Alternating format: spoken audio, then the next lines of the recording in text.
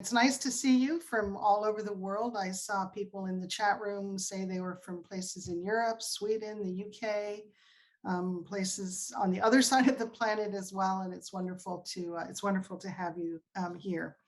I'm going to be doing the presentation today. Normally I'm introducing, but today I'm doing the presentation. And for those of you who don't know, I serve as the Vice President for Partnership and China Engagement for ChinaSource. And for those of you who are unfamiliar with ChinaSource, we seek to educate and inform the global church on critical issues facing the church and ministries in China.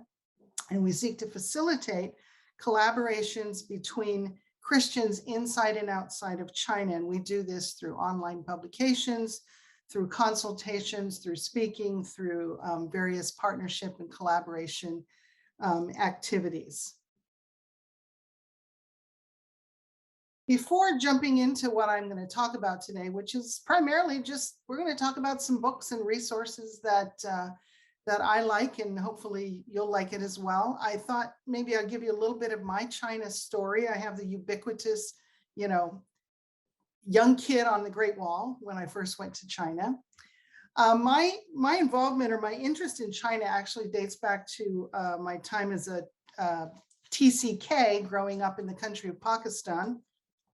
I grew up in the city of Karachi, and every morning my mom would drive my sister and I to school, and we would pass the consulate of the People's Republic of China, and there was a big painting of Chairman Mao that was hanging outside of that building. And for those of you who remember, back in those days, this would have been in the 1960s, that was referred to as Red China. So China was always kind of there on the periphery. China and Pakistan were actually really good friends back in those days, but it was just kind of always there as a part of my childhood.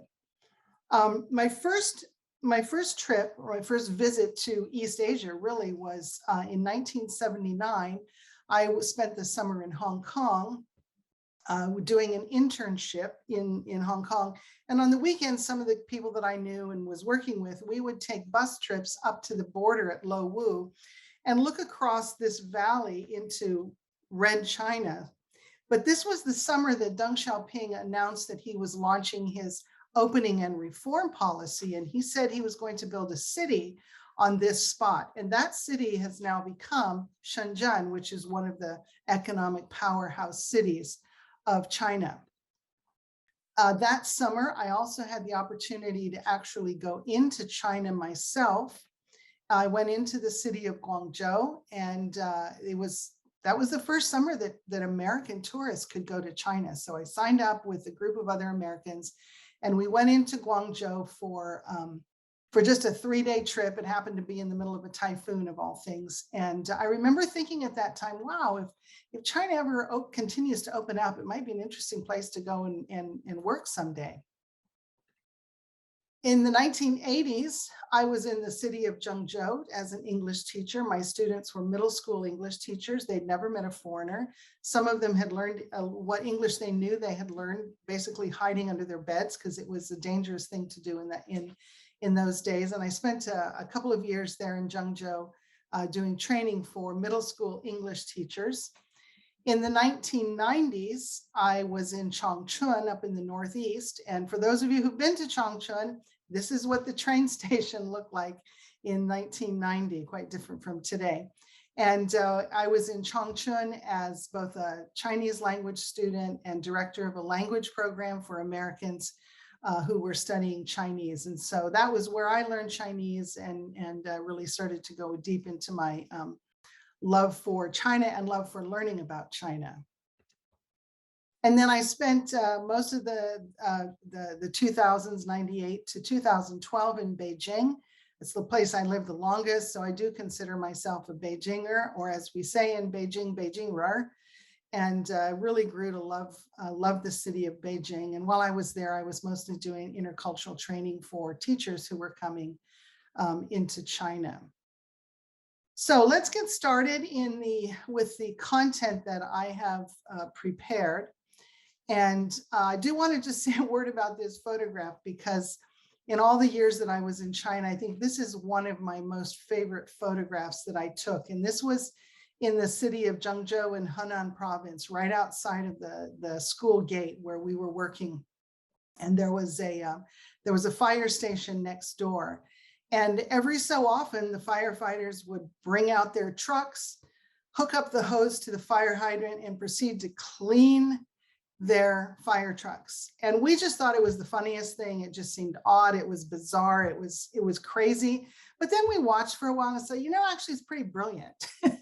It's a brilliant way. And so this photograph was actually the inspiration for the title of my talk, which is learning about China is often like trying to take a sip from a fire hose. There's so much water coming at you. All you can get is droplets. And China's the same way. There's so many books, there's so many resources, there's so many websites, there's so many movies, there's just so many of everything. What do you do? Where do you get started? And so my hope today is that I'm just going to give you some information on things that can help you get started. Maybe you're new to the whole China thing and hoping someday to go to China. Maybe you yourself are a China hand and you love to read and kind of digest everything about China. My hope is that I'm going to give you some new ideas, some new resources that you can use. I will say also that the books and the resources that I'm about to recommend reflect my personality. They reflect my interests. And so you're going to look at my list and say, well, what about this book? How come you didn't include that? I've read a lot, but there's much, much more that I haven't read. So if in the categories that I'm talking about, you have a book that you say, oh, she didn't get this one, put it in the chat room. What I want to do at the end of this is have a list of books that I'm talking about, but books that you all put into the chat room, and then we can compile a list and we'll put it on the website along with the recording of this. So my presentation is based on my interest, but please put your recommendations in the chat function as well, and we'll just get more droplets from the fire hose. So what I want to do is start off by talking about books and resources that are good for learning about Chinese history. And I've just highlighted three of my favorite books, my go-to books. When somebody comes to me and says, Joann, give me one or two history books. These are the ones that I'm generally going to recommend. The first one is a book by Jonathan Spence called To Change China, Western Advisors in China. And this is a book that takes a look at key foreigners, and I'm using foreigners in the Chinese way, which means non-Chinese, key foreigners starting in the mid-1800s, well, even goes back over the decades, in over 100 or 200 years, that went to China with the purpose of changing China. Whether he writes about a missionary, he writes about an industrialist, he writes about a military advisor, he writes about a doctor. In all of these different sectors, they went to China because they had something that they thought would help China and help China become better and stronger. And he just tells these stories, but in every case, they sort of become beat up because China is really hard to change. And I think for people who themselves might think about going to China or have been in China and you just, we want to go and transform, it's kind of a cautionary tale about China's long history and its deeply rooted culture. And it's not really easy for change to come in from the outside and to be led by outsiders.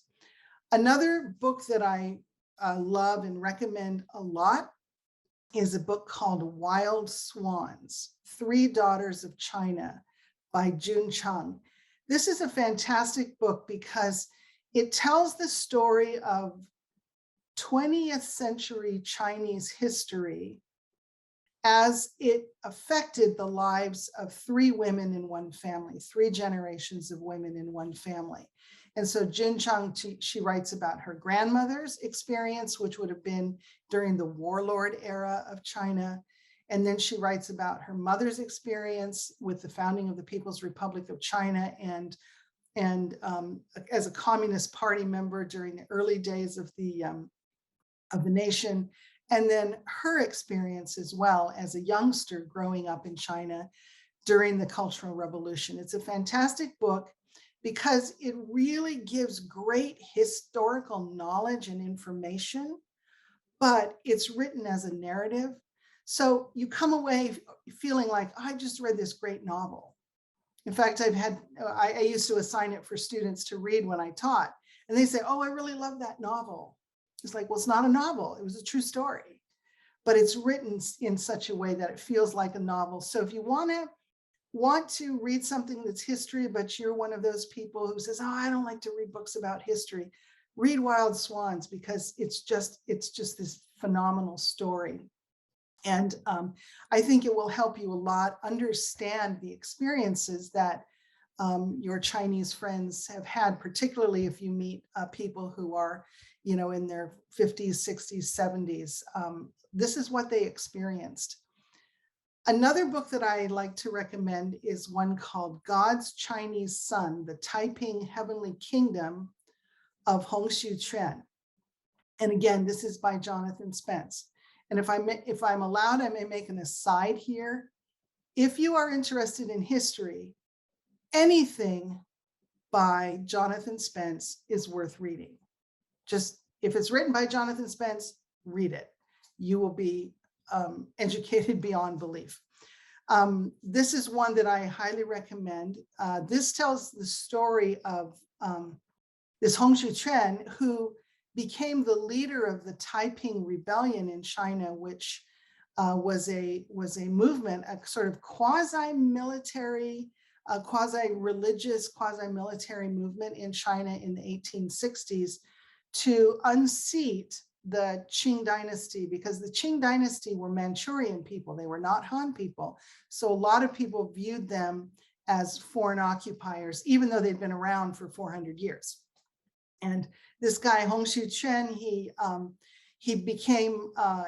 was influenced by Christian missionaries, was taught by Christian missionaries, was on the verge of being baptized by some Christian missionaries. And then suddenly they're like, well, we talked to him and we're not sure he's got everything straight. And so they didn't baptize him. And then he went on to have a dream that, and he was told that he was the younger brother of Jesus Christ, and that God had sent him into the world to get rid of the Qing dynasty. And so he launched this, again, quasi-political, quasi-religious movement to unseat the Qing. And it led to this civil war in China that left tens of millions of people dead in China. And it's, again, a really interesting book at how this came about. It's also a good book to maybe help understand the current government's fear of religious movements that are beyond their control, because it did not lead to the end of the Qing dynasty right away, but it significantly weakened it so that by 1911 it wasn't able to survive. I also want to recommend a video series that was published by PBS. I think it was done back in the early 1990s, called China and Revolution. And this is a 3-part video series. Each video is 2 hours long, and it's documentary. And so it's a lot of just phenomenal footage of China at the time of the revolution in 1911 with the fall of the Qing dynasty, up through the Civil War and the founding of the People's Republic of China in 1949, the early days of the People's Republic, the cultural, the political campaigns like the Let 100 Flowers Bloom, the anti-rightist movement, and then into the Cultural Revolution. And then it goes up until the late 1980s, and just touches on briefly of the events that happened in 1989 in China. I believe you can probably get this on PBS. It might even be on, I think it's also available on Amazon. So this is just a fantastic resource on history in China. Now, when it comes to books about culture and tradition, we want to learn a little bit about Chinese culture. There are two books that I recommend right now. One is called Snowflower and the Secret Fan. Now, this one is a novel, and by Lisa C. And I'm going to make my parentheses here again. Anything by Lisa C. is worth reading. She's a novelist, and she's a phenomenal writer, and just captures a lot of the deep traditions of traditional Chinese culture very, very well.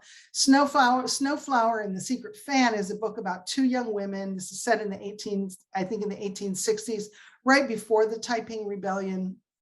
And they're different sort of stations in life. And it's just about how they're being raised to be married off into families, and they're married off into two different families. Of course, it includes some harrowing descriptions of foot binding, but it's also set within a particular group of people that the women have a secret language. And this group still exists today. And so these two young women, as they go through their lives, they communicate with each other in this secret language. And it's just a stunning novel.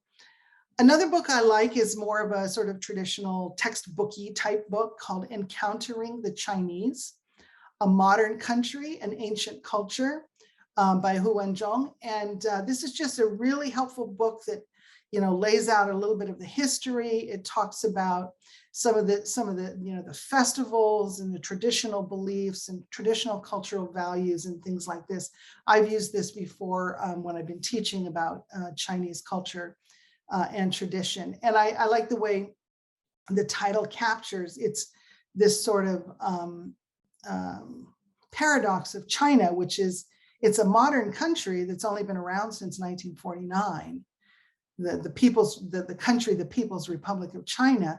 But China as a civilization, as a culture, of course, has 5,000 years of history. There's a video series that I commend to you as well. It's called A Bite of China.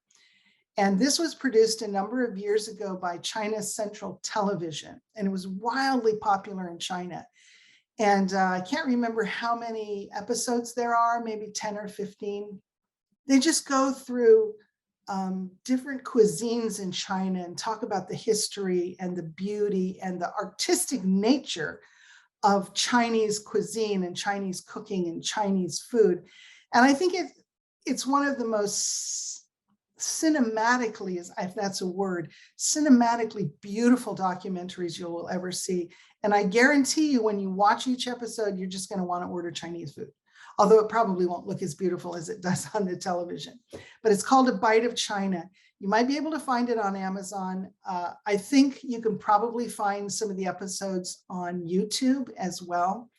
But it's just fantastic, and it's going to make you just want to eat Chinese food. I absolutely guarantee that.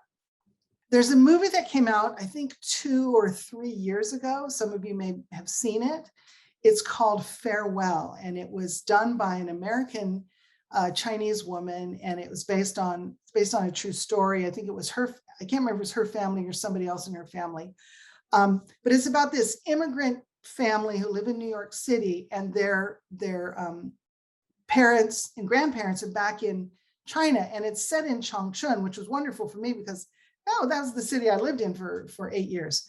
And they find out that the grandmother, the matriarch of the family, she's diagnosed with cancer. The sister calls, she's diagnosed with cancer, and then the family decide to go back, but the family all decide they're not going to tell the grandmother that she's sick and dying. She doesn't know the diagnosis, they all do. And so the family goes back, but the youngest member of the family from New York, she's just thoroughly confused why nobody's telling her, because culturally she's more American. And so as she goes back, she begins to learn more about her own traditional Chinese culture. And it's just this really fascinating culture clash between, she just has this culture clash within her because she's American, but she realizes how Chinese she is as well. And for those of you who are on this call who have lived in Changchun or been to Changchun, you're going to love it when you see all the familiar places. Although nothing was familiar for me because Changchun has changed a lot since I lived there. But it's called Farewell. I believe it's on Amazon, and I think it's on Netflix as well. As for books about language, the Chinese language, some of you may be fluent already and you're like, oh, I don't need to learn anything about Chinese. That's fine. I'm not necessarily here focusing on books to learn Chinese, although I will reference them in a minute. But there's a couple really interesting books about the Chinese language that I really like. One of them is called Dreaming in Chinese, Mandarin Lessons in Life, Love, and Language by Deborah Fallows. And Deborah Fallows is the wife of a New Yorker journalist. I forgot, his name just slipped something Fallows.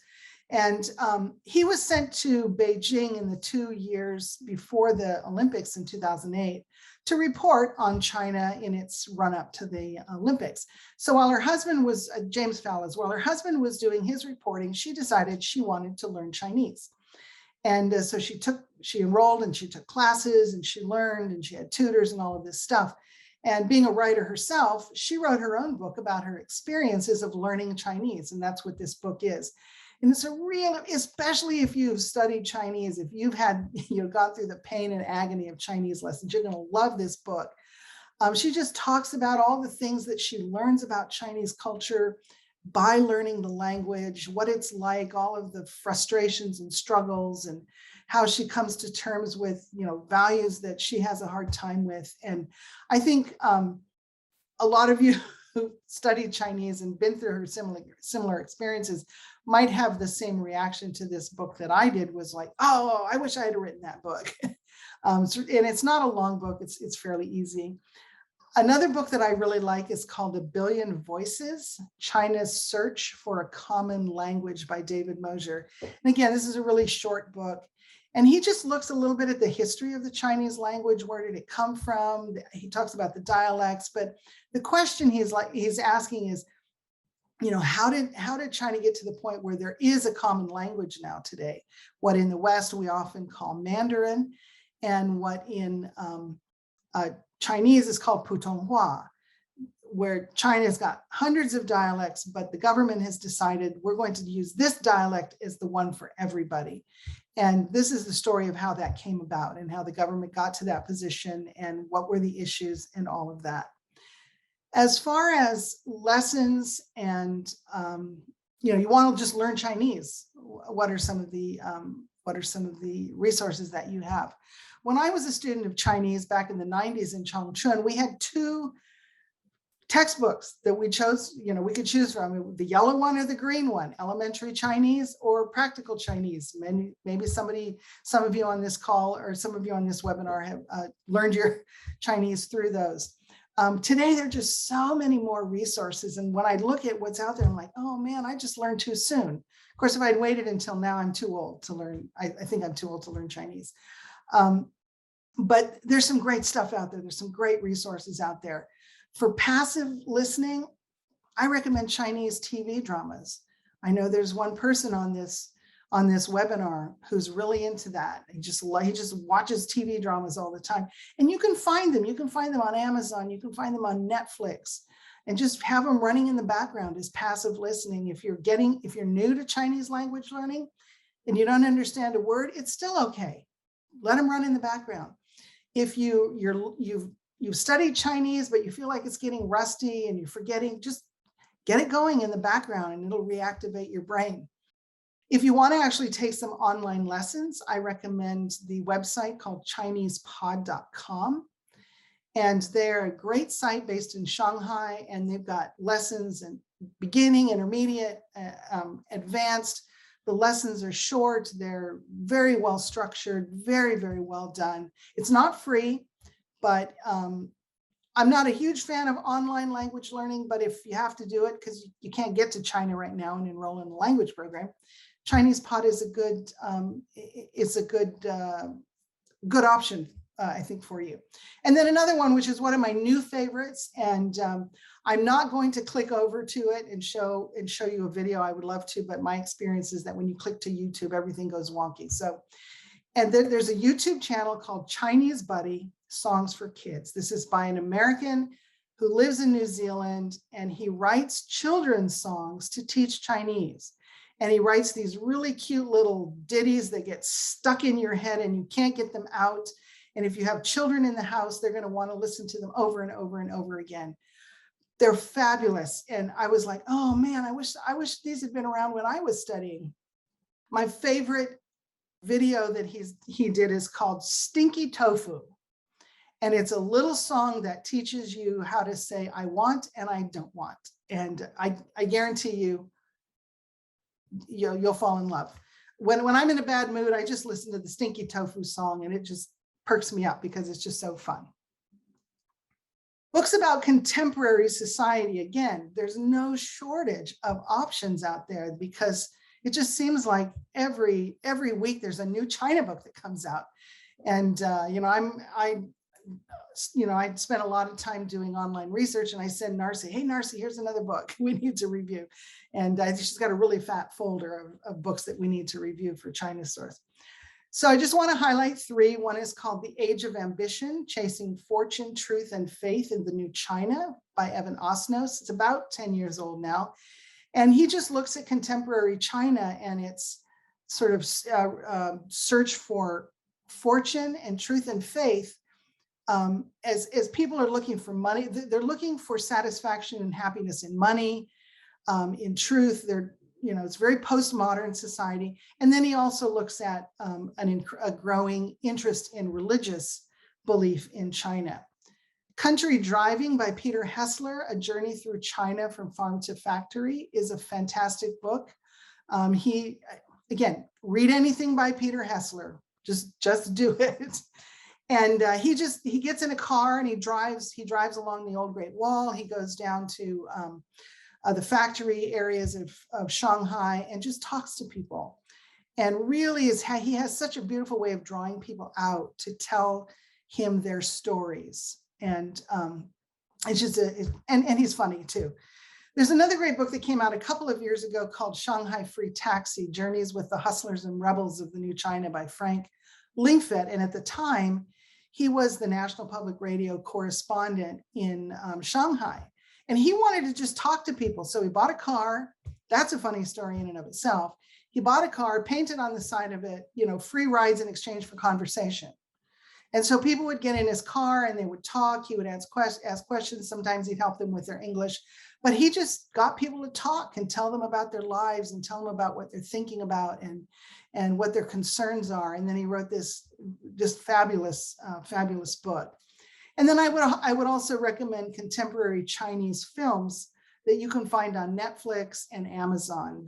China really does have a thriving and prolific movie industry, and they put out a lot of really interesting stuff that surprisingly deal with pretty serious social issues that people in China are facing today. And so you can learn a lot. You can get a good window into contemporary Chinese society by looking at some of the movies. And then the last category I want to talk about is religion. Where do we go to learn about religion in China? I will be focusing on Christianity. I added a lot more books to this category just because I felt I needed to. So I'm going to go through these very quickly. The Souls of China, The Return to Religion After Mao by Ian Johnson, who was a New York Times correspondent. And he looks at the revival of Buddhism, Taoism, and Christianity in China. And for the Christianity part, he goes down and spends time with the early Rain Church in Chengdu. Surviving the State, Remaking the Church, A Sociological Portrait of Christians in Mainland China by Li Ma. She's a US-based researcher, and she just talks to people. She gets them to tell her their stories about what it's like to be a Christian in China. Brent Fulton, our founder, and has written a book called China's Urban Christians, A Light That Cannot Be Hidden, which is a good overview of the development of urban Christianity over the last 20 years. Shanghai Faithful by Jennifer Lee is a fantastic book looking at some of the tensions between the official church and the unofficial church in China dating back to before 1949. And her grandfather, I think it was her grandfather, he was one of the early people involved in the establishment of the Three Self Church, but she also has an uncle who was Watchman Nee. And so the tensions of that in her own family is a fascinating story. A book that's a bit more textbooky is A Star in the East, The Rise of Christianity in China by Rodney Stark. Lots of data, lots of facts, lots of surveys, lots of analysis, really interesting. And because I'm doing this presentation, I'm going to do a little shameless promotion and mention my book, The Bells Are Not Silent, Stories of Church Bells in China. I traveled around China visiting 3 self-churches, and I found bells that had been sent over by Americans and Brits and French and Russians. And I set out to tell the story of the church in China through the story of these bells. And of course, you can always visit our website, ChinaSource.org, where we have lots and lots of reviews. We publish every day, something different. We have some publications that come out daily, some come out quarterly, but you can go here. We've got a pretty robust search engine. So if you're interested in any topic, you can just type away in the search the search item there, and you'll be able to find what you're looking for. And then finally, I want to recommend one of our publications called ZGBriefs, and I'm the editor of that publication. It actually was published this morning. And what I do is I spend the week looking at news from China, what's happening, what are the key issues, and I curate them into one post that goes up onto our website and that you can subscribe to. So it'll drop into your inbox. And what I like to say is that I scan the internet every week, so you're looking for China stuff, so you don't have to. So these are just some of the resources that I recommend. When we get into our breakout rooms, we're going to have give you a chance to talk about your favorite resources as well. So now I know that Christiana asked at the very beginning of this webinar that if you had any questions, that you could drop them in the chat. And so we're going to now go to question and answer time. And Christiana is going to moderate it. She's going to pull out some of the questions that you have submitted. And then after that, once we reach the top of the hour, we're going to go into breakout rooms with leaders. And you can talk about your favorite books and resources, because I'm guessing there's a lot of people out there that have a lot of different things that I have not even mentioned, and we want to hear as many of them as possible. And then my goal is that we are able to save the chat function. And so then we will be able to compile all of the different resources that I've talked about and that you guys are all talking about into one resource that we'll make available on our website. So Christiana, any questions coming in? Yep, we have a lot of questions. We're going to prioritize the questions that ask about resources in particular, or information or experiences and that sort of thing. And then if we have time at the end, we might touch on general China questions that you might get at any other event. Okay. So one of the questions is, what do you think about the documentaries People's Republic of Capitalism, which is about 10 years old, and then also The American Factory, which is a more recent one? The first one I've never heard of, I've not seen, so I don't have an opinion on it. Hopefully whoever wrote that can stay in the chat room and tell us about it, or drop information about it into the chat room, and we'll get it on the list. I know about 10 years ago there was a series that came out called Inside China that was produced, I think, by PBS, which was really good.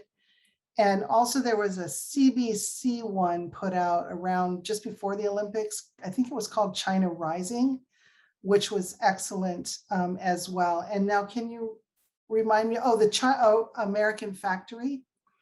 What do I think of that? It's an interesting movie. If you have spent any time in China, especially if you've worked in business, I'm seeing some people I know who work in business in China. You might have a better opinion than I do. It was interesting. There were times I just cringed, not because I necessarily thought it was bad, but just the culture clashes that were taking place they were so painful. And again, if you're an American that spent any time in China, you probably experienced some of those same pain points. And I remember thinking there were things that were happening and they were moving along, and I was like, oh no, something bad is going to happen. I just know it. And it was just, mutual incomprehension at some of these. So, but it's an interesting film. It's not an easy film to watch, particularly if you're familiar with both cultures. Thanks. Another question is, can you recommend any books or articles or other resources to help understand the current attitudes and views of young Chinese? There are some, there is one that it's on my list to read, but I haven't gotten to it. I think the title is Wish Lanterns, and it's a book about Chinese young people, Chinese youth. And like I said, I've seen a lot of really good reviews about it, and so it's on my list. I just haven't gotten to it. So that's the one I'm going to say. Again, if there's anybody else on here that has recommendations in that category, again, put it into the chat function and we will we'll include it on our list. Great. Everyone, also the Q&A is still open, so you're welcome to keep typing questions or comments as you like. So another question is, what are the most trustworthy of the state-sponsored media outlets? Oh, trustworthy is a loaded question, is a loaded term.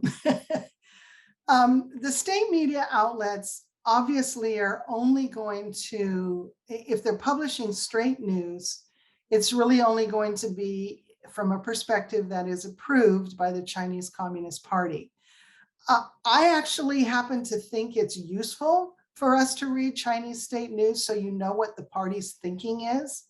And so I would recommend the Xinhua news site or China Daily, which is just English of the Xinhua. And the China Daily, they've got a website, chinadaily.org.cn or something, and it's all in English. And so I think it's helpful to peruse those once in a while, to just see what the party is saying, what's their line on contemporary social issues, contemporary political issues.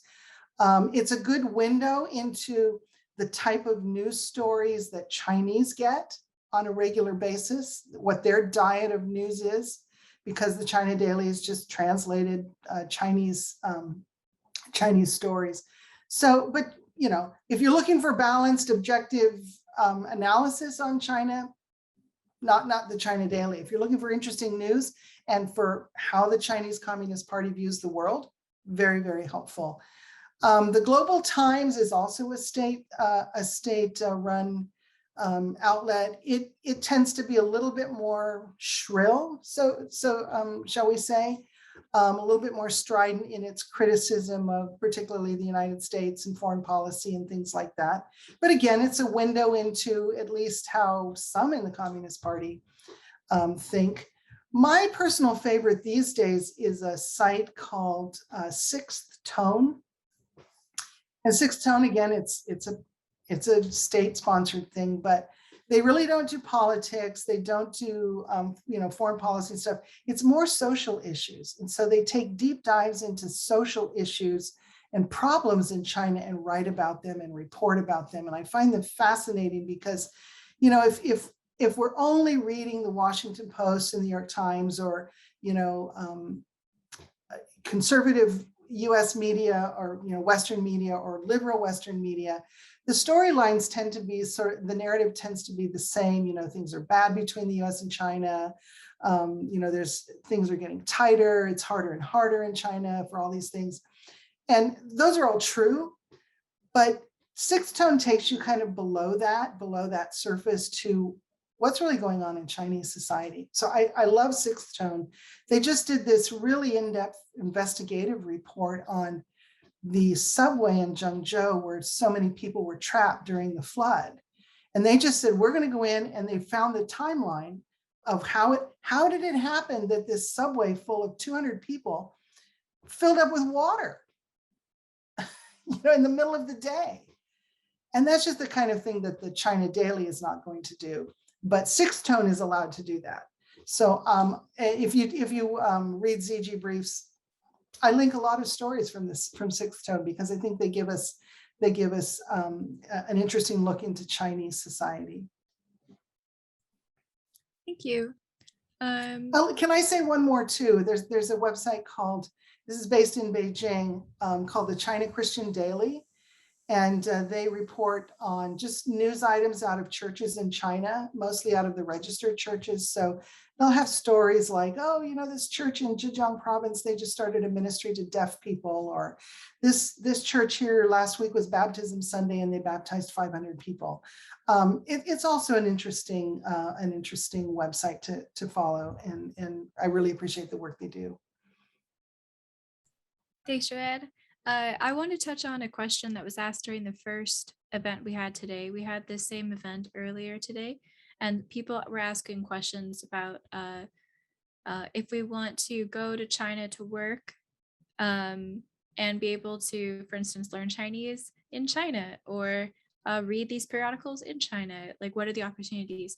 So I think it'd be useful if we could review some of the things we discussed earlier, and then also after that, we should probably touch on how Western media outlets often have correspondents reporting on China outside of China. Okay. The first question is, what are the opportunities in China right now? And I will say that it's actually, at the moment, it's quite difficult. And really there are two overlapping reasons. The first is COVID. Basically in March of last year, China closed the borders, and they're not letting foreigners in, because they have adopted a COVID zero strategy, believing that the best way for them to do that is to not let people from the outside come in. So even people who had a visa in March of 2020, whether it was a tourist visa or a work visa, if they were out of the country when China closed the borders, those visas are no longer valid to travel to China. So I've got this 10-year visa in my passport and I can't go. So physically getting into China right now is very, very, very difficult. And so, getting on a plane, going to China like we used to be able to do, you can't do it. However, that said, there are still some people there. There are people who can get in, maybe the type of work they're doing is such that they can get special permission to get back in. But beyond that, before COVID, it was getting tighter. It was the opportunities for foreigners was not ending, but maybe shifting a little bit and becoming more specific. So, when COVID is over, please let COVID be over. If we take COVID out of the equation, what are some of the opportunities for foreigners still in China that would be able to go and serve and be a part of things there? I think running business, I think China is always going to want foreigners to come in and make money and to set up businesses and make money and be profitable and hire local workers and things like that. I think that's going to continue to be an opportunity. I think that education is going to continue to be an opportunity, teaching in universities, middle schools and lower grades, maybe not so much. It's hard to say because there is a recent crackdown on outside influence, particularly in the elementary and secondary schools.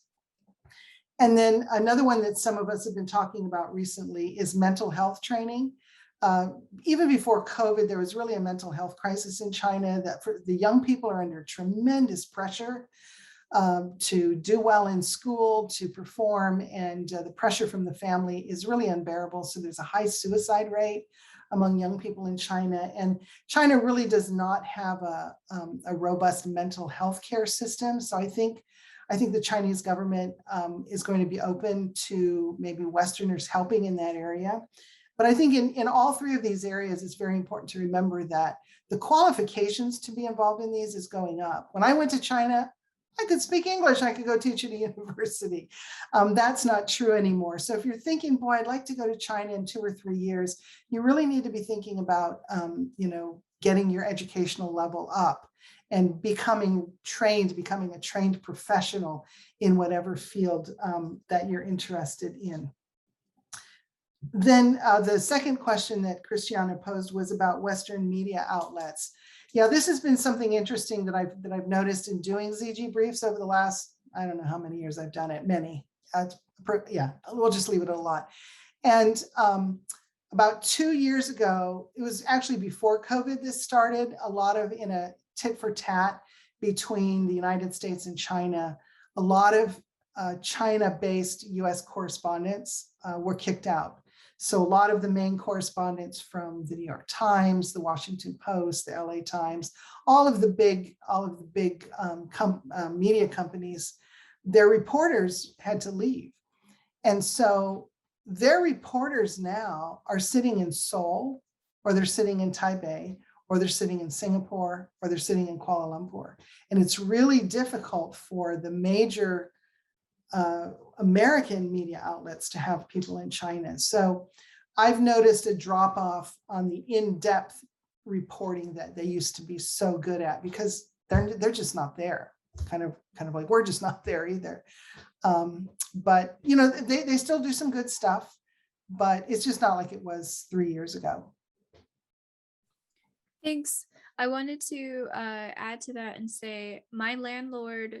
I was living in LA. My landlord is a Billboard #1. He had a Billboard #1 hit band, and he was signed to Sony China as an independent contractor.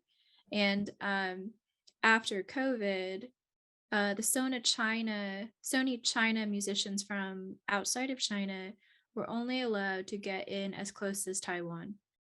And so even Sony China, even if you're like the best in your industry, you weren't allowed to go to mainland China at all. Yeah. And so it's just something to think about when we think about like media professionals and entering China. It's something to realize that it's not just about teachers not being allowed in or students not being allowed in. This is across the board in all industries. Yeah, I think referencing the students is really important, because I know there are a lot of Westerners who over the last number of years have gone to China as students to learn Chinese, enrolled in universities, you know, spent several years becoming fluent in the language. That's just not open right now. China, I think, you know, they're not issuing foreign student visas at the moment for people to go to China. Even though this year, I read this week in doing ZGBriefs that the US has issued 85,000 Chinese student visas for students to come. So if you're working with Chinese students in the United States, I think you can look to see them returning this year, but China has not reciprocated, and they're not allowing foreign students back into the country at this point. So, you know, we're all just waiting until the borders open, until they decide they've got, you know, they can live with they either get to COVID 0, or they can live with, you know, a low number of COVID, and begin to open up, to basically reopen to the rest of the world. When is that going to happen? Nobody knows. I don't think anytime soon, quite frankly. But here we are. A lot of us, we would like to be in China. We can't be in China for whatever reason. Maybe, you know, maybe it's COVID, maybe it's another reason, maybe it's family reasons that brought us back to the United States. But we can still learn. We can still keep our love for China alive, our love for the Chinese people alive, by being serious learners, by reading, by getting Chinese, you know, having Chinese friends who you can ask about culture and learn about their culture, and you know, maybe get some further education in whatever field that you're interested in. So we can still be learners of China, even though we're not there for a time. So I think we will. One more question. One more question. Okay. Okay. So if somebody would like to understand if there are any writings or resources you recommend to understand the Chinese dream or the Chinese view of being a rejuvenating nation, and someone else asks for any books on the Opium Wars and that period of Chinese history. Chinese dream. If you're really brave, you could read, you know, the writings of Xi Jinping. That would, you know, I think he spells it out. I haven't done it. It's a really thick book, but it's available. I mean, you can get that on Amazon. I would. There is a website. I think it's just called the China Dream. That I linked to a fair bit in ZGBriefs. I also like a website called China File, which really reports on contemporary contemporary social and some political issues. There's another website that I really like called the China Media Project. This ChinaMediaProject.org maybe. And what they do is they read and follow Chinese media and analyze it and interpret it for the Western press. And since the China Dream, the rise of China, is a prominent theme in Chinese media, they write about that a lot. So I would say the China Media Project. The Opium Wars, I think there's a book called The Opium Wars. I'd have to, yeah, boy, I can't pull it off the top of my head. I know that I've read at least one, and I just don't remember the name of it. It was probably The Opium Wars, but I don't remember the author, so I will try to find that out, and we will include that on the list. Great. Thanks, Joann. What we would like to do now is give the option for anybody who's interested to stay on for another 20, 30 minutes for you to talk about the resources that you like to have a discussion. And so I'm turning this now over to Christiana to explain how we will be in the breakout groups. And if you don't want to stay in a breakout group, thank you for coming. You are free to leave.